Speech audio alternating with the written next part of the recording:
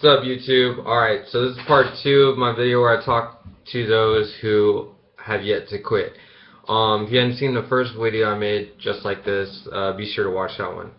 Alright, yeah, so in the first one I was talking about small consecutive wins in regards to discipline. If you Google that, maybe you would even see what I'm talking about.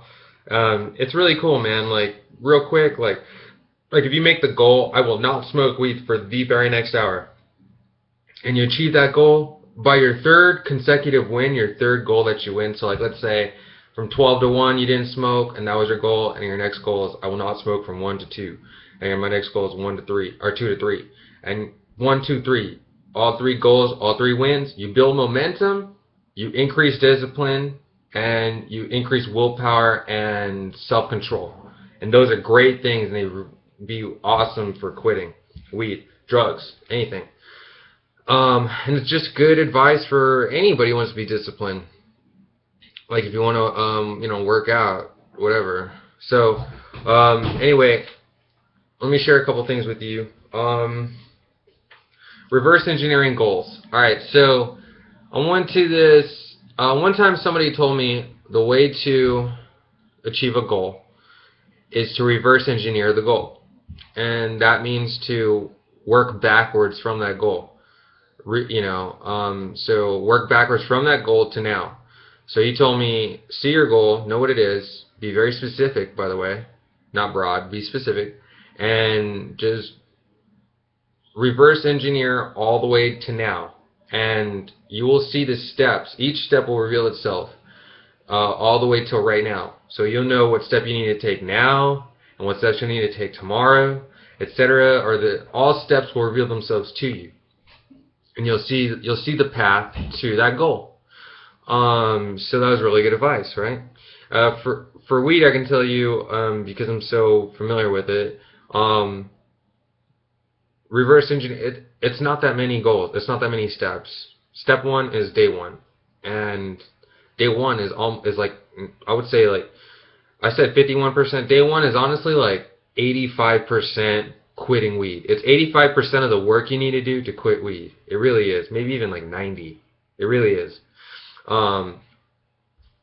Day 2 through 3 is the rest of it.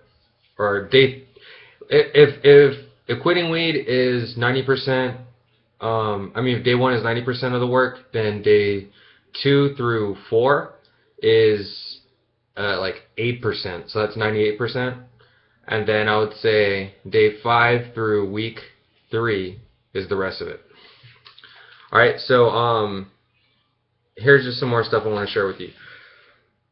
Here's a time that I reverse engineered some goals, and I just wanted to share it with you. It's very visual. When I was 12, there was a show that I was a big fan of this show. I love comedy, I always have, I've always liked to laugh, and it was a show that was really funny. And it started to come on at 2:30 p.m. We would get out at like 2 o'clock. At middle school, we get around 2 o'clock. So for me to catch a show, I'd have to get home in 30 minutes. My middle school is like several miles from home. So I was like, dang, man, that's impossible, But it isn't.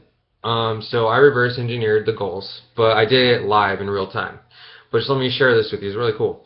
So, and I used to have so much fun walking home with my friends. That was probably like, a lot of the times, it was like the best times I would have at school was walking home with my friends. We'd do so many fun little adventurous things on the way home. So I sacrificed that for my goals. Alright, so that's how committed I was.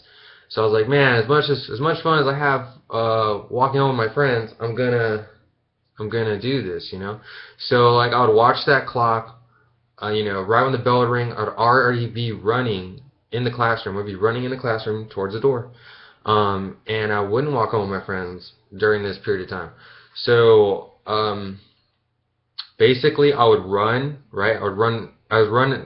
Almost run as fast as I can. And then when I would start to get tired, I would pick like a street sign, and I would tell myself, I'm going to run until I get to that street sign. And when I would get to that sign, I would pick another goal, like, all right, I'm going to run all the way to that blue car.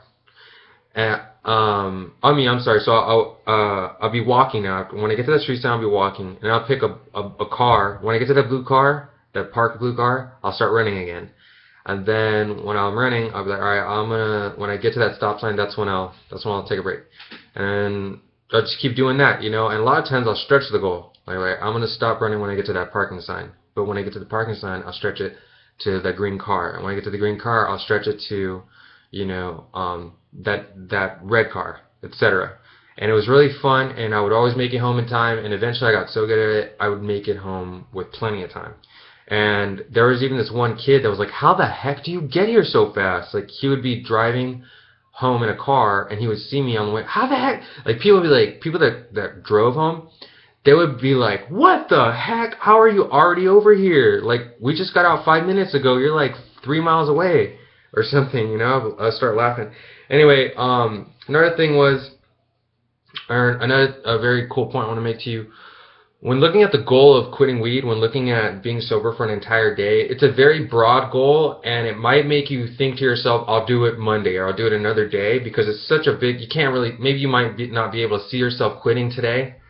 But if you break it on down into if you reverse engineer the goal and you reverse engineer it to 1 hour chunks, you know you got this. You know you could do 1 hour at a time. So you're like, man, I could just start right now. I could do that today. You know, so you should do that.